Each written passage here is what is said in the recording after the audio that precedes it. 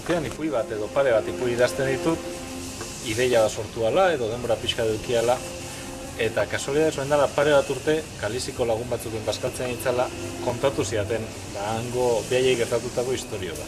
Eta zan, Galizian konbaira batek esaten dunez, omen daude kokatuta, zehazki kokatuta gainea, infernura sarrera dian behatziate. Eta behaiek gau batean, lagun batek lagunduta edo, parranda baten ondorioz, ate horietakoa bisitatzea juntzia. Eta kontatu ziaten historia, nola gabez baso bat zeharkatu zuten, eta juntzien ermita batea, eta ermita horretan demonio baten irudia omen da. Benetan ala kokatuta omen da. Orduan, kontatu ziaten, beldur askokin eta nola pasa zuten ze hori. Historio polita zan, eta arekin ipui bat idatzi nun. Eta ondoren, unibertsitateak antolatutako fantasiasko ipuien lehiaketa bate aurkeztu eta irabazi ginen.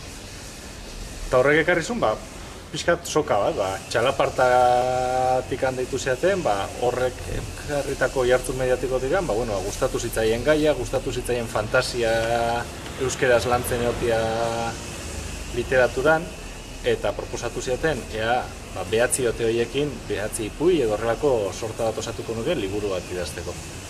Eta, erronkari heldu nion, eta urtebete berandu, ondorioa, hau da, ointxe publikatzen da liburua. Txalapartako interesa izan zen, behaiek, bi urte eraztunen jauna argitaratu zuten, eta ikusten zuten euskeraz badaola fantasia, misterio, alor horretan, utzune handi bat, eta utzune hori betetzeko, interesatzen zitzaien horrelako lanak argitaratzea. Desde luego, konpartitzen hori, euskeraz ez dago alor honetan edo genero horretan ezer, euskera gehiago genero oso serioa izaten da atzeran literaturan, eta edo hor literatura lantzen da asko, baina pixka helduentzako eta bakarrik entretenitzeko edo fantasia, misterio, orduan zentzu hortan enfokatuta. Liburua dago 10 ipuiez dago osatuta, 9 ate dira, baina saiatu naiz liburuari egitura oso bat ematen. Ate bakoitzakin ipui bat, ipui independentea da gaina, erabat independentea, baina pixkat, jake dana kondaira baten inguruan dan, 10. ipui bat sortu dut danai forma bateratzeko alde edo.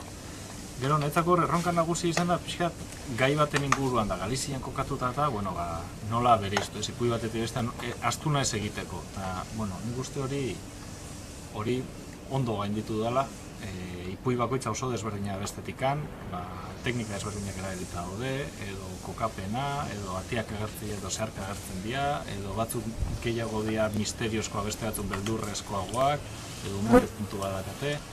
Orduan, hor, tematika desberdinak daude lan dute ipuietan, eta horrela dago enfokatuta liburua. Publiko mota desberdinentzako balio du, gaztetatik hasita heldu eta gaino, eta liburuen helburua gaina oso sinplea da, eta da entretenitzea. Ni beti esaten, nahi gustatzen irakurtzea denbora pasako, eta orduan saiatu naiz liburua enfoke horrekin egitea. Hartzen dunak, espektatiba izatea bakarrikan, entretenitzeko zerbait irakurtzea, besterik gabe.